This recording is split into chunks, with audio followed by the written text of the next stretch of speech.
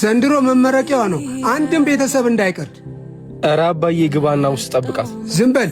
በድህነት አቅሜ ያሳደግኳትን ልጄንማ ወጥቼ ነው የምጠብቃት።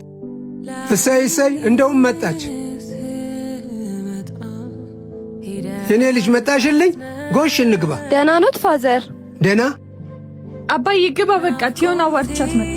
እሷ ደግሞ ምንም ይወራ ቁም ነገር አላት። አባዬ እንዳትቆይ እሺ።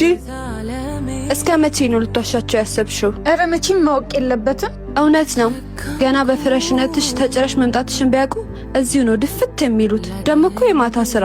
ኧረ በስመ አብ በይ። በቃ በኋላ ባናመሽም ለስራ እንወጣለን። እሺ በቃ ደውዪ እሺ። የኔ ልጅ ከዚህ ልጅ ጋር ጓደኝነት ቢቀርብሽ ይሻል። አባዬ ደግሞ ዛሬም እንደገና አልናገር ብዬ እንጂ ከተለያዩ ወንዶች ጋር ስትመጣ ይችላል። ለአንቺ የምትመጥን ጓደኛ አይደለች። እሺ በቃ